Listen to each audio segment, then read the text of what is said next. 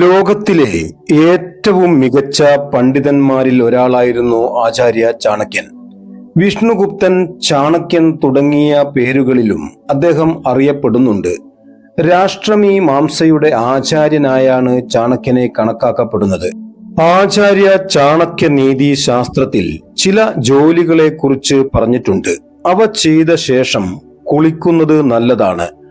ചാണക്യൻ പറയുന്നതനുസരിച്ച് ഇവയിലേതെങ്കിലും ചെയ്തിട്ടുണ്ടെങ്കിൽ ഉടൻ കുളിക്കണം.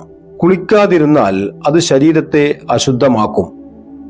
ചാണക്യൻ പറഞ്ഞ അത്തരം ചില കാര്യങ്ങളെക്കുറിച്ച് നമുക്ക് നോക്കാം. ഇതിൽ ചാണക്യൻ ആദ്യമായി പറയുന്നത് മസാജിനെ കുറിച്ചാണ്. ആചാര്യ ചാണക്യൻ പറയുന്നതനുസരിച്ച് ഒരു വ്യക്തി തന്റെ ശരീരം എണ്ണ ഉപയോഗിച്ച് മസാജ് ചെയ്തിട്ടുണ്ടെങ്കിൽ അതിനുശേഷം അയാൾ ഉടൻ കുളിക്കണം.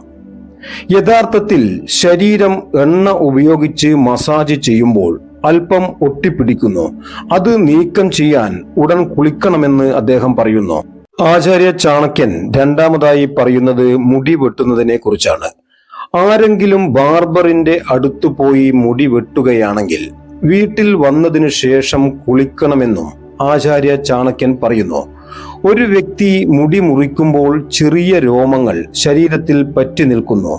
അവ കുളിച്ചതിനു ശേഷം മാത്രമേ നീക്കം ചെയ്യപ്പെടുകയുള്ളൂവെന്ന് അദ്ദേഹം പറയുന്നു. ചാണക്യൻ മൂന്നാമതായി പറയുന്നത് മരിച്ച വീടുകളിലോ ശ്മശാനത്തിലോ പോയവരെ കുറിച്ചാണ്. അതുപോലെ തന്നെ ഒരാൾ ശ്മശാനത്തിലായിരിക്കുമ്പോൾ ചിതയുടെ പുക അവനെ സ്പർശിച്ചാൽ ആദ്യം വീട്ടിൽ പോയി കുളിക്കണമെന്നും ആചാര്യ ചാണക്യൻ പറയുന്നു. ഈ 5 കാര്യങ്ങൾ ഒരിക്കലും മാറ്റാൻ പറ്റില്ല. എല്ലാം വിധിയെന്ന് ചാണക്യൻ. ചാണക്യന്റെ അഭിപ്രായത്തിൽ ഒരു വ്യക്തിയുടെ പ്രായം അവരുടെ അമ്മയുടെ ഗർഭപാത്രത്തിൽ തന്നെ നിശ്ചയിച്ചിരിക്കുന്നതാണ്. ഓരോ വ്യക്തിയും ഭൂമിയിൽ എത്ര വർഷം ജീവിക്കുമെന്ന് നിർണയിക്കുന്നത് അവന്റെ മുൻ ജന്മത്തിലെ കർമ്മങ്ങളാണ്. ഇത് എത്ര ആഗ്രഹിച്ചാലും ഒരിക്കലും മാറ്റാൻ കഴിയില്ല എന്ന് ചാണക്യൻ പറയുന്നു. ചാണക്യൻ 5ാമതായി പറയുന്ന റീസൺ ഇതാണ്.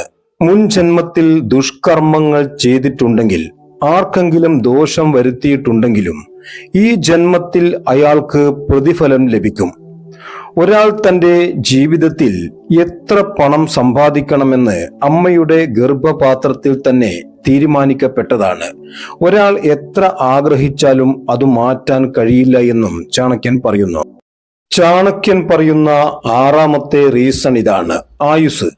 ആചാര്യ ചാണക്യന്റെ അഭിപ്രായത്തിൽ ഒരാൾ ഭൂമിയിൽ എത്ര കാലം ജീവിക്കും, എപ്പോൾ മരിക്കും എന്നതെല്ലാം അമ്മയുടെ ഗർഭപാത്രത്തിൽ തന്നെ തീരുമാനിക്കപ്പെടുന്നുവെന്ന് അദ്ദേഹം പറയുന്നു.